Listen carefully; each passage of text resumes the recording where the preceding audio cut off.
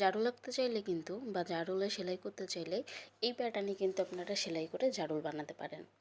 আমি করেছি কমলা সুতা দিয়ে, আপনাদেরকে যেটা করতে হবে বেগুনি সুতা দিয়ে করতে হবে, তাহলেই কিন্তু দেখতে পাবেন খুব সুন্দর জারুল হয়ে যাচ্ছে। এটা করার পর একেবারে জারুল ফুলের মতো লাগে। সেলাইটা খুবই সহজ। আমি র্যান্ডমলি পাতা আঁকিয়ে নিয়েছি, 6 পাপড়ি দিয়েছি। আর পাপড়ির উপরের দিকে একটু ঢেউ খেলানো দিবেন।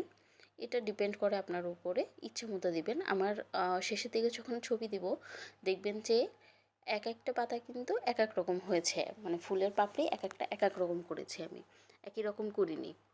তো এই সেলাইয়ের জন্য দেখতে পাচ্ছেন মাঝখানে দিয়ে আমি 2টা করে ফোর দিয়ে নিব, এবং ফুলের পাপড়ির জন্য যেই সুতাই নেন উপর থেকে সেটা ঘুরিয়ে ঘুরিয়ে ভিডিওর মতো করে নিয়ে নেবেন।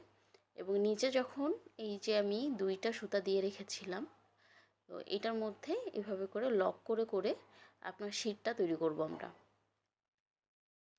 খুবই সহজ এবং খুবই সিম্পল একটা সেলাই, যে কেউই পারবেন। তবে সেলাইটা একটু মনোযোগ দিয়ে করতে হবে, সুতা যেন বেশি টেনে না যায়, তাহলে সুতা টেনে গেলে আপনার নিচের দিকের অংশ কিন্তু পূরণ হবে না, আপনার উপরের দিকে উঠে থাকবে সুতাটা।